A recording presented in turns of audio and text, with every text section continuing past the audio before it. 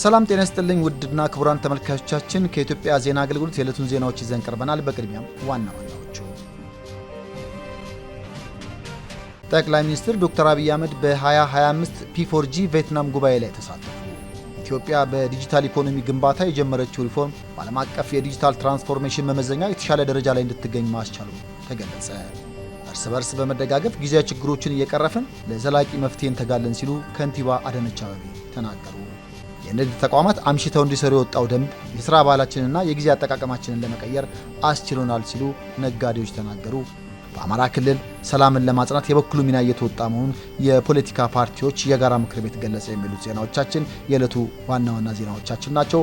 ዜናዎቹን በዝርዝር እንመለከታለን። ከዜናዎቹ ጋር ሀብታም አክሊሉ ነኝ። አብራችሁን ቆዩ። ጠቅላይ ሚኒስትር ዶክተር አብይ አህመድ በ2025 P4G ቪየትናም ጉባኤ ላይ ተሳተፉ። ጠቅላይ ሚኒስትር ዶክተር አብይ አህመድ ዘላቂና ሕዝብን ማዕከል ያደረገ አረንጓዴ ሽግግር በሚል ጭብጥ እየተካሄደ ባለው በ2025 4G ቪየትናም ጉባኤ ላይ ተሳትፈዋል።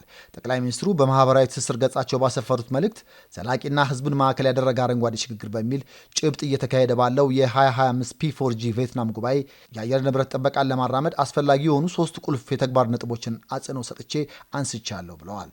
በዚህም አንደኛ የአየር ንብረት ጥበቃ የገንዘብ አቅርቦትን የቅድሚያ በመስጠት በቂ ተገማችና ዘላቂ በሆኑ ምንጮች ማረጋገጥ ይኖርብናል ሲሉም ገልጸዋል። ሁለተኛ ዘላቂ ልማትን ለመደገፍና የአህጉሩን ወሳኝ ስነ ምህዳር ጥበቃ ለማድረግ በዓለም የኃይል ምንጭ ኢንቨስትመንት ሽፋን ውስጥ የአፍሪካን ድርሻ በአሁኑ ወቅት ካለበት 2% በ2030 ወደ 20% ማሳደግ ይገባናል ያሉት። ሶስተኛ የብዝሃ ሕይወት ጥፋትንና የምድር መራቆትን በመዋጋት ተፈጥሮን ለመጠበቅ አፋጣኝ እርምጃዎች ሊወሰዱ ይገባል ሲሉም አስገንዝበዋል። ይህም እንደ አረንጓዴ አሻራ ያሉ ህዝባዊ ስራዎችን በገንዘብ መደገፍን በዚህም ለየአካባቢው ህብረተሰብ ካርሎ የጸዳና ፍትሐዊ ተጠቃሚነትን ማረጋገጥን ያካትታል ብለዋል ጠቅላይ ሚኒስትሩ በመልእክታቸው። ኢትዮጵያ በዲጂታል ኢኮኖሚ ግንባታ የጀመረችው ሪፎርም በዓለም አቀፍ የዲጂታል ትራንስፎርሜሽን መመዘኛ የተሻለ ደረጃ ላይ እንድትገኝ ማስቻሉን የኢኖቬሽንና ቴክኖሎጂ ሚኒስትር ዶክተር በለጠ ሞላ ገለጹ።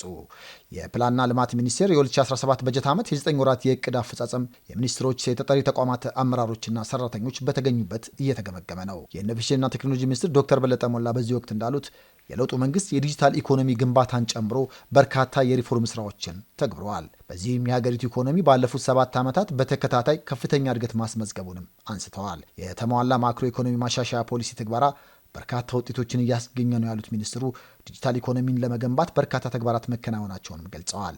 ለአብነትም የአገር በቀል የኢኮኖሚ ሪፎርምና ዲጂታል ኢትዮጵያ 2025 ስትራቴጂን በመተግበር ተጨባጭ ለውጥ መምጣቱንም አንስተዋል። አካታች ዲጂታል ኢኮኖሚ ለመገንባት የ5 ሚሊዮን ኢትዮጵያውያን ኮደርስ ስልጠና እየተሰጠ መሆኑንም ተናግረዋል።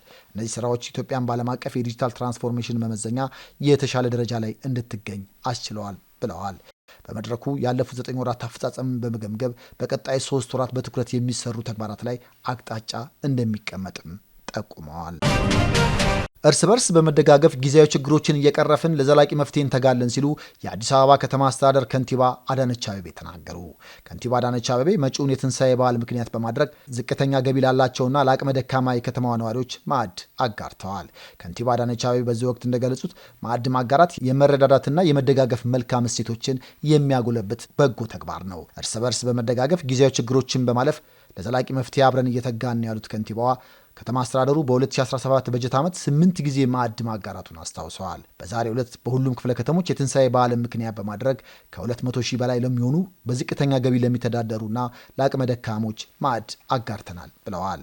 በዚህ በጎ ተግባር ለተሳተፉ የከተማዋ ባለሀብቶች ከንቲባዋ ምስጋና አቅርበዋል። የአዲስ አበባ ከተማ አስተዳደር የህብረተሰብ ተሳትፎና በጎ ፈቃድ ማስተባበሪያ ኮሚሽን ኮሚሽነር ይመር ከበደ በበኩላቸው በከተማዋ የበጎ ተግባራት ስራዎች የዕለት ተዕለት ተግባራት እየሆነ መጥቷል ብለዋል። ይህም በከተማዋ የመረዳዳት የመደጋገፍና የአብሮነት እሴት እንዲጎለበት ማድረጉንም ተናግረዋል። የንግድ ተቋማት አምሽተው እንዲሰሩ የወጣው ደንብ የሥራ ባህላችንና የጊዜ አጠቃቀማችንን ለመቀየር አስችሎናል ሲሉ ነጋዴዎች ተናገሩ። ጊዜያ የከተማ የምሽት የሥራ እንቅስቃሴ ምን እንደሚመስል በተለያዩ የከተማዋ አካባቢዎች በመዘዋወር ምልከታ አድርገዋል። ነጋዴዎችንም አነጋግረዋል። ካነጋገራቸው ነጋዴዎች መካከል የዳንኤል ሆቴል ስራ አስኪያጅ ገዛኸኝ ልመን በቅርቡ የከተማ አስተዳደሩ ስራ ላይ ያዋለው ደንብ አስፈላጊነቱ ለጥያቄ የሚቀርብ አይደለም ብለዋል።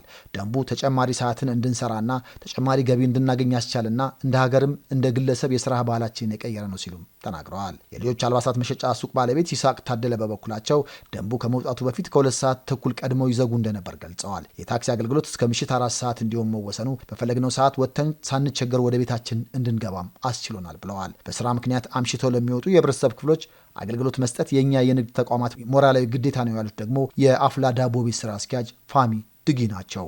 በዚህም ተገልጋዮች ብቻ ሳይሆኑ ድርጅቱም ተጠቃሚ በመሆኑ ደንቡ ተገቢነት ያለውና ሁሉም የንግድ ተቋማት ፈጥነው ሊተገብሩት የሚገባ መሆኑን ያስረዱት በአዲስ አበባ ከተማ አስተዳደር ንግድ ቢሮ ምክትል ቢሮ ኃላፊ ፍስሐ ጥበቡ በበኩላቸው ደንቡን ማውጣት ያስፈለገው መዲናዋ አሁን የደረሰችበትን የእድገት ደረጃ የሚመጥን አገልግሎት ማቅረብ በማስፈለጉ ነው ብለዋል። በዚህም የንግድ ተቋማት እስከ ምሽት 3 ሰዓት ተኩል ድረስ አገልግሎት እንዲሰጡ የወጣው ደንብ ተግባራዊ ከተደረገ ጊዜ አንስቶ አበረታች ለውጦች መመዝገባቸውንም ጠቅሰዋል። በአማራ ክልል ዘላቂ ሰላምን ለማጽናት በሚደረገው ጥረት የበኩሉ ሚና እየተወጣ መሆኑን የክልሉ የፖለቲካ ፓርቲዎች የጋራ ምክር ቤት ገለጸ። በአማራ ክልል የሚንቀሳቀሱ የፖለቲካ ፓርቲዎች የጋራ ምክር ቤት ሰብሳቢ አቶ ተስፋሁን አለምነ ለኢዜአ እንዳሉት በክልሉ በነበረው ችግር በህዝቡ ማህበራዊና ኢኮኖሚያዊ እንቅስቃሴ ላይ ጫና ሲፈጥር ቆይተዋል። ችግሩን በመፍታት ሰላምን በዘላቂነት ለማጽናት በሚደረገው ጥረት ውስጥ የክልሉ የፖለቲካ ፓርቲዎች የጋራ ምክር ቤት አባላት የበኩላቸው ሚና እየተወጡ መሆኑን ገልጸዋል። ሰላም በአንድ ወገን ፍላጎት ብቻ የሚመጣ ባለመሆኑ ወደ ግጭት የገቡ አካላትን በሰከነ ልቦና ወደ ሰላም አማራጭ እንዲመጡ የጋራ ምክር ቤቱ ጥረቱን እያጠናከረ መሆኑን አንስተዋል። የጋራ ምክር ቤቱ ምክትል ሰብሳቢ ዶክተር መስፍን አበጀ በበኩላቸው አሁን ያለውን የክልሉን ሰላም ለማጽናት አባላቱ የጀመሯቸውን ጥረቶች የበለጠ ተጠናክረው እንደሚቀጥሉ ገልጸዋል። ብሔራዊ የሰለጠነችና የበለጸገች ኢትዮጵያን ለመገንባት ወሳኝነት ያለውን ሰላም ለመጠበቅ ሁሉም መረባረብ እንዳለበትም አብራርተዋል።